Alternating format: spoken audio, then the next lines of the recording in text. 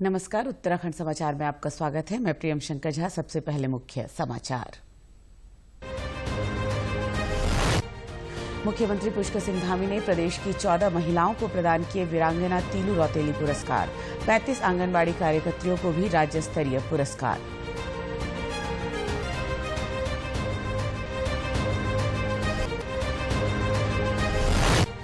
अतिवृष्टि और बाढ़ से हुए नुकसान का जायजा लेने हरिद्वार पहुंचा 10 सदस्यीय केंद्रीय दल। 3 दिन प्रभावित क्षेत्रों में करेगा आकलन। देहरादून में शासन के अधिकारियों के साथ होगी बैठक।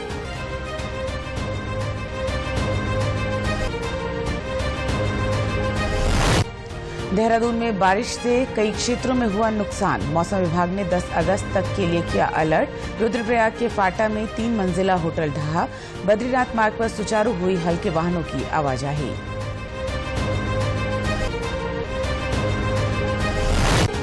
और कुमाऊं मंडल के आयुक्त दीपक रावत ने अल्मोड़ा के चौबटिया में किया राजकीय उद्यान का निरीक्षण। ज्यादा से ज्यादा किसानों को मिशन एप्पल से जोड़ने के दिए निर्देश। अब समाचार विस्तार से। महिला सशक्तिकरण एवं बाल विकास विभाग की ओर से वीरांगना तिलू रौतेली की जयंती के अवसर पर आज देहरादून में 14 महिलाओं को तिलू रौतेली पुरस्कार प्रदान किए गए। इसके साथ ही 35 आंगनबाड़ी कार्यकर्तियों को भी पुरस्कृत किया गया। कार्यक्रम में बतौर मुख्य अतिथि मुख्यमंत्री पुष्कर सिंह धामी ने प्रदेश भर से आई विभिन्न क्षेत्रों में उत्कृष्ट कार्य करने वाली महिलाओं और आंगनबाड़ी कार्यकर्तियों को ये पुरस्कार प्रदान किए। पुरस्कार प्राप्त करने वाली सभी महिलाओं के खाते में 51 हजार रुपए की राशि डिजिटल माध्यम से हस्तांतरित की गई। सरकार ने राज्य की वीरांगना तिलू रौतेली के नाम से दिए जाने वाले पुरस्कार की धनराशि अब 31,000 रुपए से बढ़ाकर 51,000 और राज्य स्तरीय आंगनबाड़ी कार्यकर्ता पुरस्कार की राशि 21,000 रुपए से बढ़ाकर 51,000 रुपए कर दी है। इस अवसर पर महिला सशक्तिकरण एवं बाल विकास मंत्री रेखा आर्य ने कहा कि सरकार महिलाओं के सम्मान और सशक्तिकरण के लिए संकल्पबद्ध है। जिस प्रकार से तिलू रौतेली बहुत ही कम उम्र की आयु में वीरांगना होते हुए अपने परिवार से लेकर अपनी क्षमता को पहचानने का काम किया और अपने परिवार के लिए युद्ध लड़ने का भी काम किया है, तो यह अपने आप में साफ संदेश है कि महिलाएं अपनी क्षमता को पहचानेंगी तो निश्चित रूप से वो चुनौतियों से पार पाएंगी। और ऐसी महिलाओं को चिन्हित करते हुए आज तिलू रौतेली पुरस्कार से सम्मानित किया गया है। जो सभी जनपदों की हर एक महिला जो उस दायरे में आई है उनको आज यहाँ पर सम्मान माननीय मुख्यमंत्री जी के कर कमलों से किया गया है। साथ ही आंगनबाड़ी कार्यकर्ती हमारी ऐसी 35 महिलाओं को सम्मानित किया गया है। वहीं दूसरी ओर पुरस्कार प्राप्त करने वाली महिलाओं ने खुशी जाहिर करते हुए कहा कि इससे उन्हें आगे और बेहतर करने का प्रोत्साहन मिलेगा। मैं एक अंतर्राष्ट्रीय पैरा एथलीट हूँ। 2018 में मेरा एक्सीडेंट हो गया था। उससे पहले मैं लॉन्ग डिस्टेंस रनर थी और एक्सीडेंट के बाद मैंने अपनी journey as a para athlete start कर दी। मेरे जो इवेंट है वो है जैवलिन थ्रो, डिस्कस थ्रो और शॉट पुट।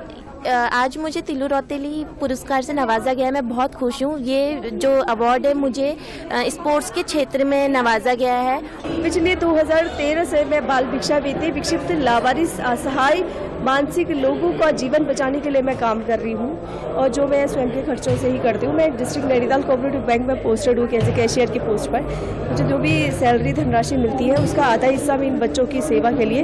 वर्तमान में मेरे पास 245 बच्चे भिक्षावृत्ति वंचित एवं कचरा बिनने वाले ऐसे बच्चे हैं जो स्कूल जाते हैं और क्लास 7th तक पहुँच चुके हैं। आज मैं काफ़ी प्राउड फील कर रही हूँ। मुझे उत्तराखंड का सबसे पावरफुल वुमेन का अवार्ड मिल रखा है और मैं काफ़ी खुश हूँ और अपने डिस्ट्रिक्ट के लिए, अपने स्टेट के लिए और आगे आशा करूँगी कि मैं और अच्छा परफॉर्मेंस दूँ। ये मेरे को बॉक्सिंग की वजह से मिल रखा है और मैं एशियन चैंपियनशिप में मेरा गोल्ड था, सिल्वर और मेरे 3 इंटरनेशनल टूर्नामेंट है उसकी वजह से मिल रखा है। 92 से कार्यरत हूँ और आज मुझे ये मेरे काम की वजह से मिला है। कोरोना में मुझे कोरोना योद्धा का नाम मिला और 14 नंदा गौरा की बालिकाओं को मैंने लाभ दिलाया। विगत वर्षों में 15 जो है वो मातृत्व पहली प्रसव पर जो प्रधानमंत्री मातृत्व वंदना योजना के अंतर्गत आती है, जो प्रसव वाली महिला 15 महिलाओं को लाभ दिलाया और 7 पिछले वर्ष से जो हमारी योजना लागू हुई है ये इंटर पास की बालिकाओं को 7 बालिकाओं को लाभ मिल चुका है। नई दिल्ली से आए केंद्रीय दल ने आज हरिद्वार जिले में हाल ही में बाढ़ और अतिवृष्टि से हुए नुकसान का जायजा लिया। ये दल 3 दिन तक जिले के विभिन्न क्षेत्रों का भ्रमण कर वहां हुए नुकसान का आकलन करेगा। इसके बाद दल की ओर से केंद्र सरकार को रिपोर्ट भेजी जाएगी, जिससे लोगों को हुए नुकसान का समुचित मुआवजा मिल सके। हरिद्वार के जिलाधिकारी धीराज सिंह गर्ब्याल ने बताया कि केंद्र सरकार ने उत्तराखंड सरकार के अनुरोध पर केंद्रीय संयुक्त सचिव की अगुवाई में ये 10 सदस्यीय दल यहां भेजा है, जो फसलों, निजी व सार्वजनिक संपत्तियों का हुए नुकसान और भूस्खलन से उत्पन्न हालात का आकलन करेगा। बाद में केंद्रीय दल देहरादून में शासन स्तर के अधिकारियों के साथ भी बैठक करेगा। पूरे हरिद्वार जनपद में वाटर लॉगिंग की स्थिति आ गई थी और उस अतिवृष्टि की वजह से जो भी क्षति हुआ उसका आकलन करने के लिए सेंटर की ये टीम आई है स्टेट गवर्नमेंट के रिक्वेस्ट पे, और हम लोगों ने पूरा जो असेसमेंट हमारा था अब तक का और जो राहत कार्य हम लोगों ने लोगों तक पहुंचाए हैं और फसल जो डैमेज हुआ है पूरे जनपद में उसका अभी तक जो असेसमेंट हम लोगों ने किया है उसकी जानकारी हम लोगों ने दी है। और साथ ही साथ जनपद में जो लगभग 1400 किलोमीटर सड़कें, लंबी सड़कों में क्षति हुई है और सिंचाई विभाग की जो क्षति हुई है नहरों में हुई है और एम्बैंकमेंट में हुई है, बैंक्स में हुई है, तो उसके बारे में हम लोगों ने जानकारी दी है। तो आज हम ये इस मीटिंग के बाद अभी चर्चा अभी और होगी हमारी, और कल लक्सर क्षेत्र का भ्रमण करेंगे और परसों जो है रुड़की एरिया का भ्रमण करने के बाद फिर देहरादून के लिए ये टीम प्रस्थान करेगी। वहाँ पर स्टेट गवर्नमेंट के साथ पूरे स्टेट के परिप्रेक्ष्य में उसमें चर्चा होगी। देहरादून समेत प्रदेश के कई हिस्सों में बीती रात हुई भारी बारिश से जनजीवन पर असर पड़ा है। सबसे ज्यादा खराब स्थिति देहरादून और मसूरी के बीच के क्षेत्र में हुई, जहां बारिश के कारण नदी नाले उफान पर आ गए और कई जगह पुश्ते बह गए। सहस्त्रधारा, मालदेवता क्षेत्र समेत विभिन्न इलाकों में बीती रात सड़कों पर कई फीट पानी बहने लगा। पुलिस ने वैकल्पिक मार्गों से आवाजाही कराई। नदी नालों के किनारे मुनादी कराकर लोगों को सतर्क किया गया।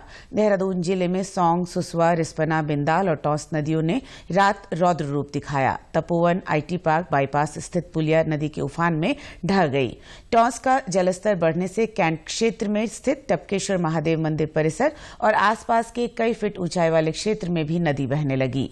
प्रेमनगर क्षेत्र में 2 युवक और सैलाकोई थाना क्षेत्र में नदियों का जलस्तर एकाएक बढ़ जाने से 10 लोग टापुओं पर फंस गए। रस्सों, जेसीबी और ट्रैक्टरों की मदद से पुलिस, एसडीआरएफ, एनडीआरएफ और फायर सर्विस के जवानों ने इन सभी लोगों को देर रात रेस्क्यू कर लिया। प्रदेश के कृषि मंत्री गणेश जोशी ने आज सुबह अपने विधानसभा क्षेत्र में अतिवृष्टि से हुए नुकसान का जायजा लिया और प्रभावित परिवारों को तात्कालिक राहत राशि के चेक वितरित किए। इस बीच कल शाम से देवप्रयाग क्षेत्र के अटाली में मलबा और बोल्डर आने से बंद ऋषिकेश बद्रीनाथ राष्ट्रीय राजमार्ग NH58 को दोपहर में हल्के वाहनों के लिए खोल दिया गया।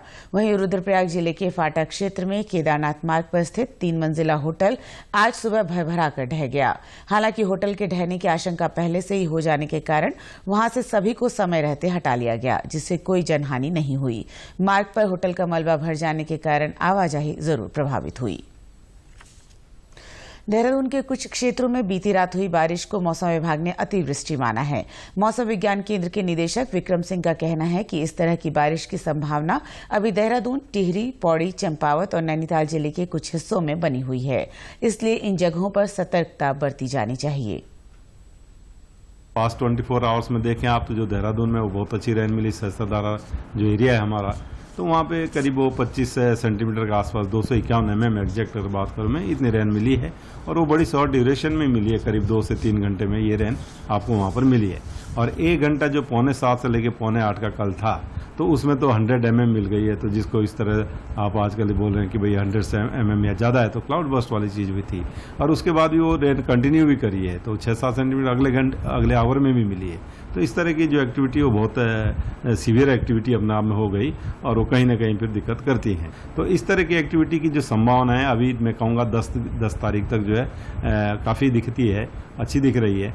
तो आप ये कह सकते हैं कि जो हमारे देहरादून, टेहरी, पौड़ी, नैनीताल, चंपावत, ये जो डिस्ट्रिक्ट्स है जो एकदम प्लेन से लगे हुए डिस्ट्रिक्ट्स हैं और हिल्स यहाँ शुरू हो जाती है, उनमें हैवी, वेरी हैवी रेन्स जो है और ये लोकलाइज तरह के जो थंडरस्टॉर्म है वो उसमें ये मिलने वाली है।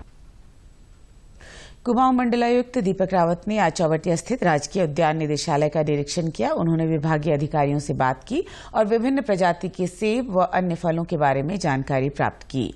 मंडलायुक्त ने चौबटिया उद्यान के माध्यम से अधिक किसानों को फलोत्पादन से जोड़ने के निर्देश दिए। उन्होंने कहा कि उद्यान परिक्षेत्र में सेब की उन्नत प्रजाति की 27 से अधिक किस्में हैं।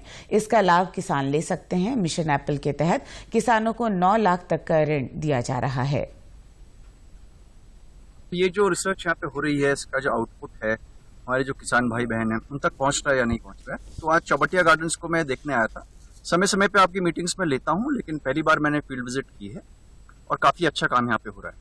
और 27 से ऊपर वैरायटी सेब की यहाँ पे मैंने देखी, जो उन्नत किस्म के सेब हैं।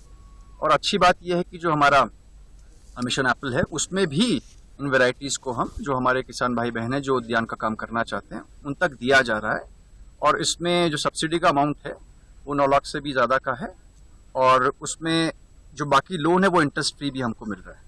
और इसमें अगर हम चाहें तो इसका इंश्योरेंस भी कर सकते हैं और बहुत ज़्यादा रिस्क नहीं। पहाड़ों के डेवलपमेंट की बात करेंगे अगर, तो ये बहुत अच्छा मैं समझता हूँ कि एक पहल हो सकती है। बागेश्वर जिले में एसओजी और वन विभाग की संयुक्त टीम ने भालू की पित्त के साथ 3 लोगों को गिरफ्तार किया है। इसकी कीमत लगभग 35 लाख रुपए आंकी गई है। स्थानीय पुलिस इसे पिछले 15 वर्ष के दौरान वन्यजीव अधिनियम की अब तक की सबसे बड़ी कार्रवाई मान रहा है। बागेश्वर के पुलिस अधीक्षक अक्षय प्रहलाद कोंडे ने बताया कि एसओजी और वन विभाग की संयुक्त टीम देर शाम चेकिंग के दौरान ताकुला मार्ग पर पौड़ी बैंड से पहले बन रहे बस स्टॉप से 3 लोगों को संदेह के आधार पर गिरफ्तार किया। तलाशी लेने पर उनके पास से भालू की 3 पित्तियां कुल 340.62 ग्राम बरामद हुई। भालू को किसने मारा और पित्त को कहां पहुंचाया जा रहा था, इसका पता लगाया जा रहा है। पुलिस को यह भी जानकारी मिली कि उच्च हिमालयी क्षेत्रों में दुर्लभ प्रजाति के वन्य जीवों का शिकार कर उन्हें बाहरी जिलों व राज्यों में तस्करी कर ऊंचे दामों पर बेचा जाता है। अभियुक्त इसमें पाए गए वो तीनों भी बागेश्वर जनपद के रहने वाले। 3 व्यक्ति इसमें शामिल हुए। उसमें उनकी जो पार्श्वभूमि है उसका मतलब नोइंगली एक्नॉलेज किया जा रहा है। इसमें एक व्यक्ति का पूर्व में भी चरस के अभियोग में ये जेल जा चुका है और बाकी लोगों के भी अभी उनके बैकग्राउंड की तलाश जारी है। प्रदेश के समाचारों में बस इतना ही। चलते चलते मुख्य समाचार एक बार फिर। 14 महिलाओं को प्रदान किए वीरांगना तिलू रौतेली पुरस्कार। 35 आंगनबाड़ी कार्यकर्तियों को भी राज्य स्तरीय पुरस्कार।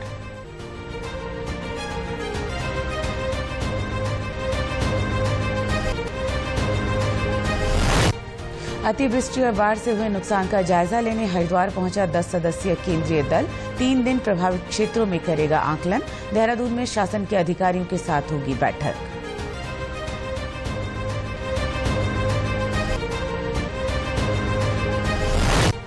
देहरादून में बारिश से कई क्षेत्रों में हुआ नुकसान। मौसम विभाग ने 10 अगस्त तक के लिए किया अलर्ट। रुद्रप्रयाग के फाटा में 3 मंजिला होटल ढहा। बद्रीनाथ मार्ग पर सुचारू हुई हल्के वाहनों की आवाजाही।